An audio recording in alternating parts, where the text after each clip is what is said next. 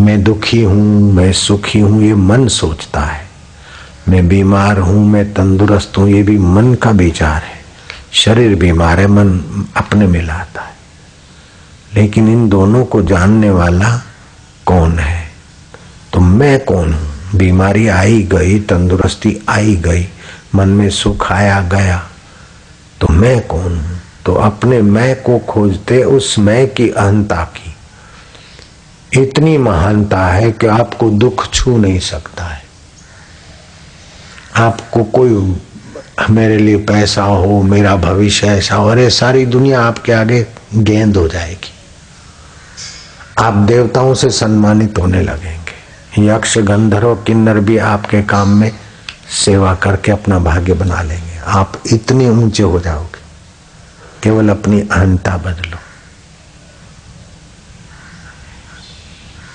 उस अहंता बदलने के लिए सुबह 4 से 6:30 तक का सूर्योदय समय तक का ब्रह्म मुहूर्त है। उसमें जप, ध्यान, शास्त्र अध्ययन, और दिन में काम करने के पहले, काम करने के बाद उसकी स्मृति। काम हाथों ने किया, शरीर ने किया, मन ने, बुद्धि ने सोचा, उसको सत्ता देने वाला कौन? मेरा चैतन्य, मेरा आत्मा, परमात्मा। ओम ओम ओम ओम। आपकी शुद्ध अहंता को जागृत करो और हल्की अहंता का महत्व छोड़ते जाओ। नहीं तो कितना भी पूजा करेंगे, जप करेंगे, तप करेंगे, तो मन में आएगा कि मैं जपी हूं, मैं तपी हूं, मैं दानी हूं, मैं बूढ़ा हूं, मैं जवान हूं। तो असली अहंता दबी रहेगी, नकली अहंता आपको धोखा देती रहेगी।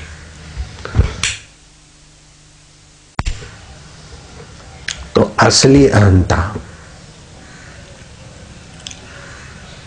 में व्यापक स्नेह है, व्यापक रस है, व्यापक सामर्थ्य है। नकली अहंता में मजूरी कर करके मेरे इतने बेटे हैं, मेरे इतने शिष्य हैं, मेरे इतने भाई हैं, मेरे इतने मकान है, मैं इतने बड़ा हूं, वो टिकेगा नहीं। बेटे बेटियों का झुंड भी टिकेगा नहीं, मकान और सत्ताओं का झुंड भी टिकेगा नहीं। तो धोखा खाते चले जाएंगे। ये बहुत ऊंची चीज है।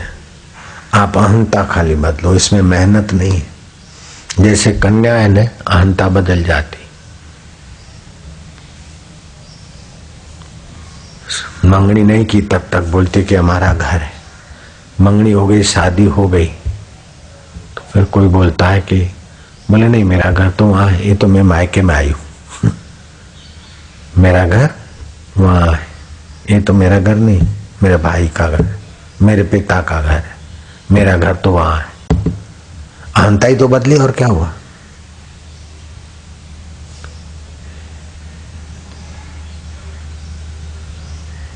तो ये भी उसकी नकली अहंता बदली।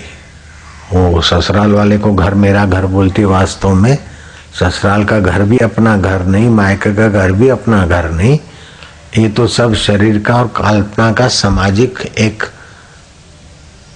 भूल भुलैया है।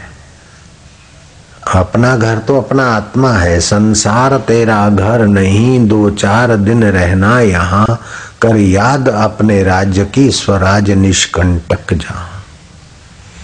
मानव तुझे नहीं याद है, तू ब्रह्म का ही अंश है, कुल गोत्र तेरा ब्रह्म है, सद ब्रह्म का तू अंश है। तो जो कभी नहीं मर सकता है वो हमारा घर है। जहां कहीं दुख प्रवेश नहीं हो सकता वो हम है।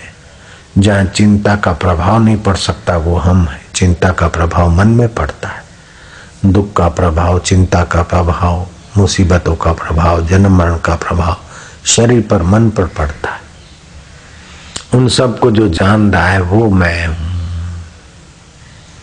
सिख धर्म के आदि गुरु ने कहा, मन तू ज्योति स्वरूप, अपना मूल पिछान, अपने असली मैं को जान।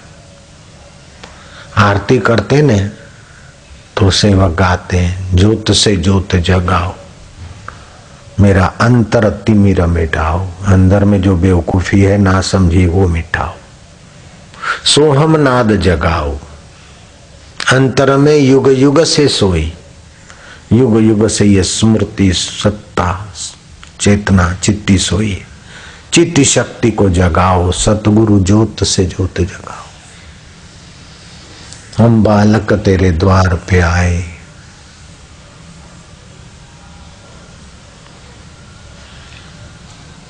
तो ज्योत से ज्योत। भगवान कृष्ण ने भी कहा ज्योतिषाम अपि तद ज्योति तमसा परमुच्यते, वो ज्योतियों की ज्योति अपनी आत्मा है, अंधकार से परे। ओम ओम।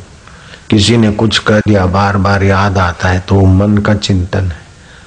जिसने कुछ कह दिया वो शरीर को कहा है, आज शरीर तो मरने वाला है। वो शरीर की निंदा किसी ने की है, अगर सचमुच में की हमारी गलती तो हम संवार ले, नहीं गलती है तो शरीर की निंदा की तो इसमें तो हाड़ है, मांस है, मल है, मूत्र है, वात है, पीत है, कफ है। हम भी तो इसमें से जो भी चीज निकलता है उसको भी तो है ये बुद्धि से देखते। आत्मा की निंदा की तो आत्मा उनका और मेरा एक ही है, वो निंदा हो ही नहीं सकती। तो जब तक पुण्य जोर नहीं करता है तब तक ब्रह्म ज्ञान के इस महाअमृत का आदमी मूल्य नहीं जानता। स्वल्प पुण्यवताम राजन विश्वासो नहीं बजाए थे। और जब तक ये प्रसाद नहीं मिला तब तक चाहे अमेरिका जाओ चाहे स्वर्ग में जाओ, दुख पीछा नहीं छोड़ेगा। चाहे कितना भी चेले चपाटे हो जाए, कितना भी मत संप्रदाय पंथ अपना खोल लो, फिर भी दुख का पीछा नहीं छूटेगा। शाश्वत रस नहीं आएगा, शाश्वत सामर्थ्य का बोध नहीं होगा, शाश्वत जीवन का ज्ञान नहीं होगा। आप नश्वर कितना भी संभालो, आज तक खिलौने नश्वर सुख मिला क्या हुआ? खिलौनों के बाद दूसरा जो कुछ मिला क्या हुआ? समय तो खराब हुआ, ये पालूं आखिर क्या मिला? टाइम ही तो बेकार गया। जो कुछ किया, जो कुछ पाया बचपन में, जवानी में, सुहाग के दिन, सुहाग की रात, क्या मिल गया? शादी के गहने गांठे, उस समय तो बड़ा मजूरी लग करके बड़ा सुखी होना चाहते थे, अभी क्या मिला? वो रस रहा क्या शादी के दिन का? मंगनी के दिन की खुशियां रही क्या? बाप बनने की, मां बनने की खुशियां रही क्या? ये नश्वर रस है, काल्पनिक रस है, धोखे वाला है। इसको बोलते माया, धोखा। तो ये धोखे वाले सुख में एक दो नहीं, सभी भटक रहे बेचारे। कोई कोई विरले सत्संगियों में भी कई कथाएं वार्ताएं करते हैं, वो भी जगत की सत्यता की बात ही पक्की हो जाती। जगत का सुख सच्चा नहीं, जगत का दुख सच्चा नहीं, ये शरीर का जीवन सच्चा नहीं, लेकिन तुम कच्चे नहीं।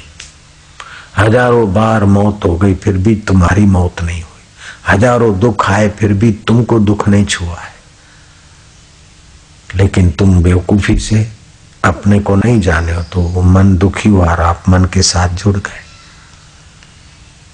आत्म साक्षात्कारी अनुभवी महापुरुष तो कहते हैं कि आप दुखी मत होइए, दुखी होने का रस लीजिए। दुखी होने का रस होता है। दुख आया है, देखते जाओ बेटा कितना बड़ा आया, क्या करते। दुखी होने का भी रस लीजिए, सुखी होने का भी रस लीजिए,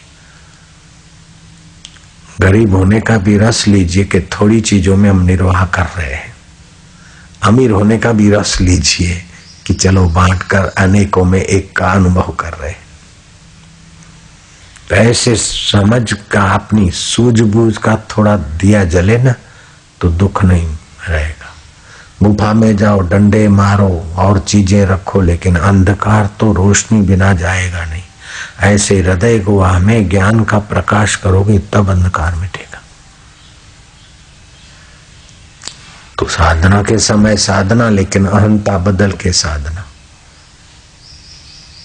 और व्यवहार के समय व्यवहार करे, लेकिन अहंता, उच्च अहंता का बार बार चिंतन करे। हम राजनीति में प्रवेश करें, राजनीति में प्रवेश करके भी क्या मिल जाएगा? बहुत बहुत तो मंत्री बन जाओगे और क्या हो जाएगा, मुख्यमंत्री हो जाओगे और क्या हो जाएगा, प्रधानमंत्री हो जाओगे, सब तो नहीं हो सकते, एक ही होगा, तो क्या हो जाएगा? और उसके लिए तो कितना खोपड़ी खपाना पड़ता, कितना समय का बलिदान देना पड़ता, और प्रधानमंत्री होने के बाद भी शाश्वत रस नहीं मिलता।